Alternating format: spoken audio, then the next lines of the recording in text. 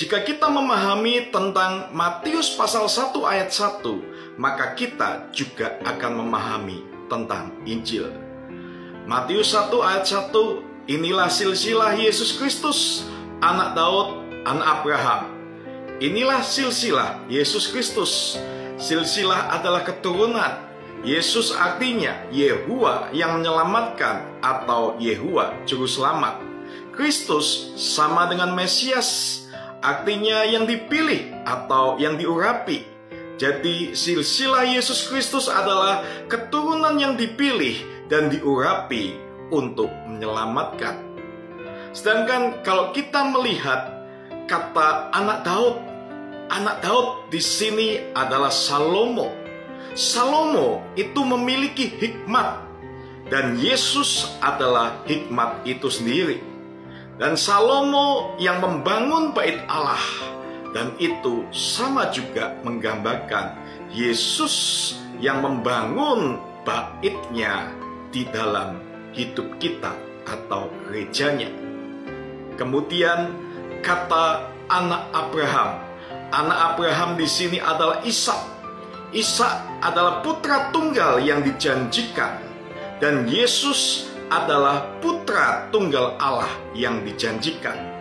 Ishak adalah anak yang dikorbankan Abraham, dan Yesus adalah anak tunggal Allah yang dikorbankan untuk menyelamatkan kita.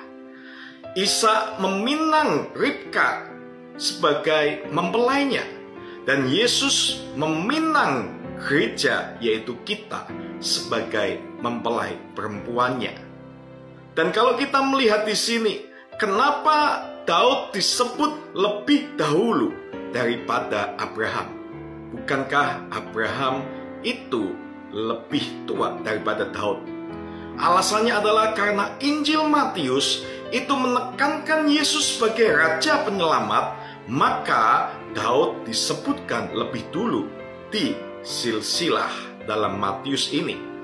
Kemudian kalau kita melihat di sini juga, setelah Daud, akhirnya Abraham pun disebut. Karena jika Matius cuma berhenti di anak Daud, maka Yesus hanya akan berhubungan dengan orang Yahudi saja. Tetapi karena Abraham disebut, maka menandakan kita yang non-Yahudi juga diselamatkan, karena Abraham adalah bapa orang percaya, atau Abraham adalah bapa orang beriman. Jadi di sini Tuhan ingin menyatakan bahwa keselamatan bukan cuma untuk orang Yahudi, tetapi juga untuk orang non-Yahudi yang percaya atau beriman kepadanya. Dalam Matius 1 ayat 1 itu kita bisa menyimpulkan bahwa inilah Yesus sang firman keturunan yang dijanjikan dan dipilih untuk menyelamatkan kita dengan setia berkorban sampai mati di kayu salib untuk kita semua, baik orang Yahudi maupun orang non-Yahudi. Terima kasih, Tuhan Yesus memberkati.